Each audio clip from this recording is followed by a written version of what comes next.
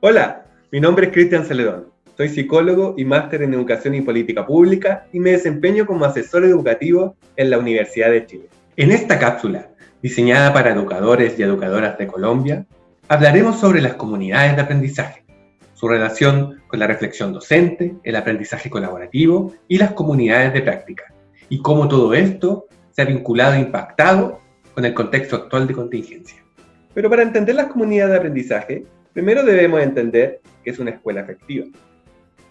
Dentro de la literatura de las escuelas efectivas, se establecen una serie de elementos o factores que determinan si una escuela logra mejores resultados que otra.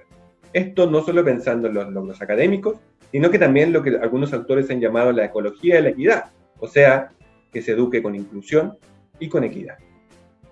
Uno de estos factores críticos que muchos autores como Ainscough, Mortimer, Chapman, McBean, entre muchos otros, determinan es la colaboración, o quizás el aprendizaje colaborativo. ¿Qué quiere decir esto? Que se debe establecer colaboración articulada entre los docentes o entre los diferentes actores dentro de la escuela. ¿Qué quiere decir esto? Que el aprendizaje colaborativo debe suceder de manera articulada y compartida, y que esto se vuelve crítico para lograr escuelas efectivas. Sin esto, el mejoramiento escolar se vuelve bastante complejo. ¿Pero este proceso ocurre en la nada? ¿Esta colaboración ocurre en la nada? Por supuesto que no. Ya autores como Dewey hablaban a principios de los 1900 de la importancia de la reflexión docente. Pero no es hasta Chon, hace algunas décadas atrás, en donde se acuña el concepto de la reflexión sobre la práctica.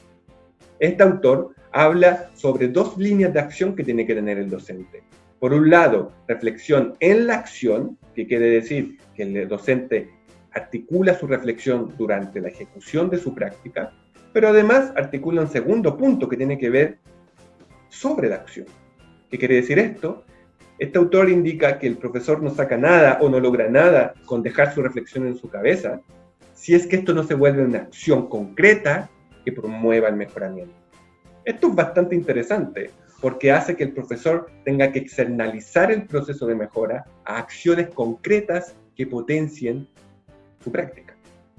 En este sentido, otros autores como Elliott o Kemis ya hablan de métodos como, por ejemplo, el espiral de ciclos de acción reflexiva, en donde a través de una serie de etapas ya este proceso se vuelve cíclico y se vuelve un mejoramiento continuo. Por ejemplo, hablan de etapas como la planificación, la actuación, la observación y la reflexión, generando que el profesor ya no solo reflexiona sobre lo que ve, sino que él tiene que levantar evidencias concretas de su proceso de aprendizaje y a través de esto generar acciones de reflexión que permitan implementar posteriores mejoras y así hacerlo de manera permanente. Pero esta acción de reflexión o esta acción de mejoramiento ocurre de manera aislada. Ahí es donde otros autores, como los académicos de Harvard, Elmore, Citi, entre otros, plantean que la reflexión debe ser compartida, colaborativa y cruzada, algo muy cercano a lo que entendemos como el concepto de las comunidades de práctica. Un modelo bastante interesante que promueven estos autores es el que se llama las rondas instruccionales. Es bastante interesante.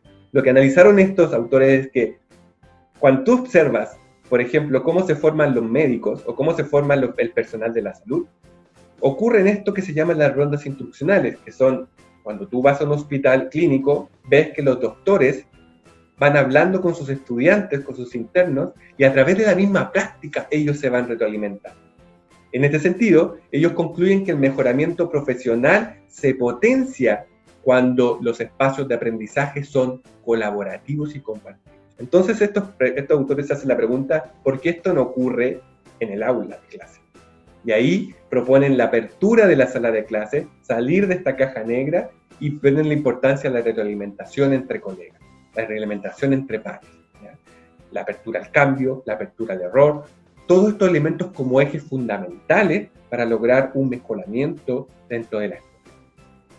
Pero este desafío no queda ahí. Otros autores posteriormente como Flecha, Auber o Racionero, entre otros, hablan de que ya esta colaboración o este aprendizaje colaborativo debe romper las barreras de la misma escuela. y convertirse y conectarse con su comunidad. Y ahí, por ejemplo, acuñan otros conceptos como las comunidades de aprendizaje, en donde a través de una serie de acciones educativas de éxito se incluye, por ejemplo, a las familias, a los vecinos y a la comunidad en general. Entonces, ahí empezamos a entender la escuela como un eje articulado y no aislado dentro de su entorno. Entonces, los profesores no solo aprenden de sus colegas, sino que aprenden de su entorno, aprenden de su comunidad. Esto se vuelve crítico porque le permite a los profesores potenciar aprendizajes contextualizados, generar adaptaciones curriculares, entender cuáles son los intereses y necesidades específicas de cada uno de sus estudiantes. Aspecto que se vuelve crítico para fomentar, por ejemplo, mayor inclusión o mayor equidad, principalmente en contextos de vulnerabilidad. Poder generar aprendizajes significativos, como diría Ausberg, en estos estudiantes, logrando algo que Freire llamaba la educación emancipadora, que la educación tuviese sentido, que fuese articulada a lo que ocurre en la vida del estudiante. Es interesante, ¿no? Pero, ¿qué hemos aprendido en esta pandemia?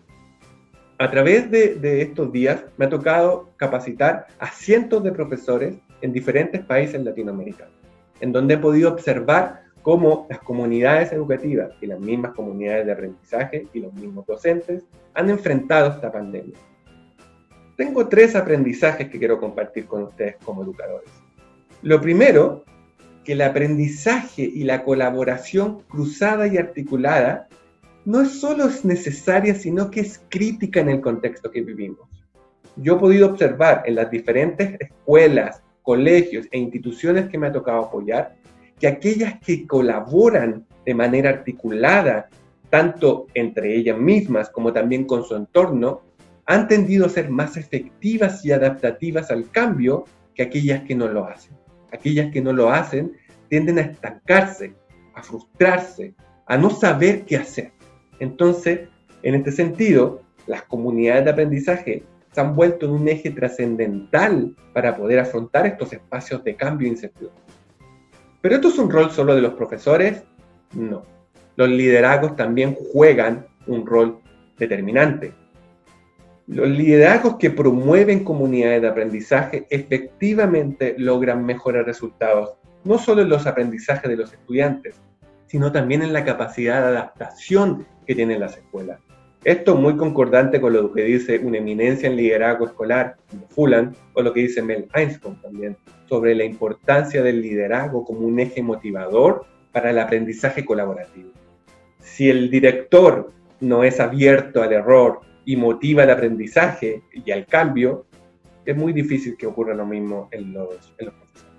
Y un tercer aprendizaje crítico que ha sucedido en este contexto es que la tecnología se ha vuelto una herramienta que nos ha permitido promover espacios de aprendizaje mucho más allá del aula. Ha sido increíble ver cómo hemos saltado en pocos meses a entender el aula como el único y crítico espacio de aprendizaje, a que en cualquier momento, en cualquier lugar podemos aprender. Como lo que denominamos los espacios de aprendizaje ubicuo, o sea, entender que el aprendizaje ocurre en todos lados. Y en eso la tecnología se vuelve crítica, porque nos hemos dado cuenta de que ocupando la tecnología que tenemos, las herramientas digitales que tenemos, el estudiante puede generar un proceso de aprendizaje continuo en todas partes y que se vuelve también más entretenido para el mismo.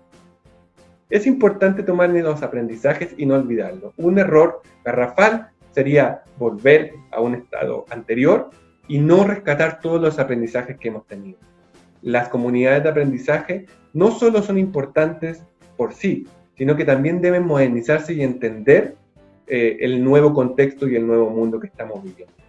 Al igual como la educación se está modernizando, también las comunidades también se tienen que modernizar, porque en estos momentos, por ejemplo, tenemos desafíos de colaborar en espacios que ni siquiera ya estamos presentes, de colaborar por medio de la virtualidad. El desafío está puesto y las ganas también están. Los insto y los motivo a seguir aprendiendo, innovando y trabajando en este contexto. Vamos a salir adelante, pero vamos a aprender mucho, ¿ya? Siempre en la educación tenemos que estar abiertos al aprendizaje y ver las oportunidades de colaboración. Fue un gusto compartir esta cápsula con ustedes y espero verlos muy pronto. Mucha suerte con su curso. Saludos a todos. Chao.